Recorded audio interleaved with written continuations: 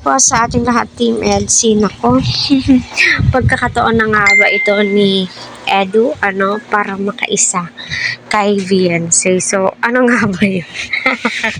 Ay, nako, kilig na kilig po ako. Kasi sa umpisa pa lang, hindi po pinansin ni Viancy, or hindi po niya agad pinansin itong si Edu.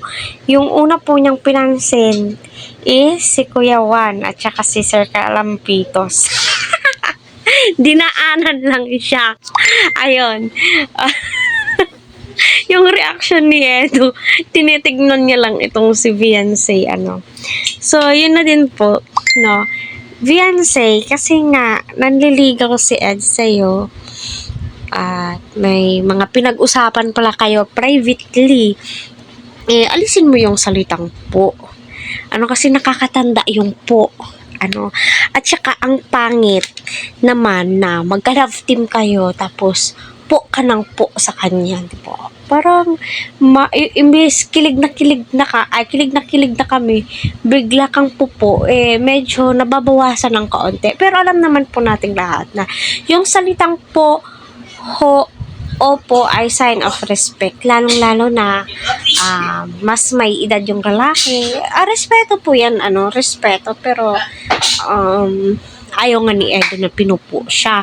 Kaya sa susunod, tatanggalin mo na yung po, Edu na lang. Kahit na alam natin na medyo may edad si Edu sa'yo, pero hindi ka nang hintayin ni Edu. Oh my God, ewan ko po.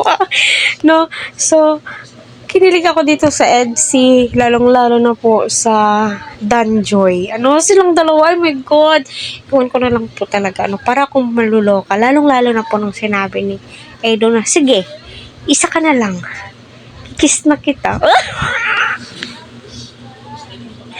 Ay, naku, ewan ko ba, ang landi-landi naman tong reaction ko, tawang-tawa ako. May mga magagalit naman po dyan at sasabihin, napaka-OA ko. Oh my God, boses ko na po to. Kahit anong gawin, hindi na po to magpapalitan. Ito na po yung natural voice ko. Kaya, kung ayaw nyo yung boses ko, better to skip this video na lamang po, kasi di po to talaga to mapapalitan. Oh my God. Kaya nga, itong si Viancy, yung sinabi ni Ed sa kanya na, sige, saka na lang, halikan na kita, i-kiss na kita. Ayun, tignan nyo yung ngiti niya.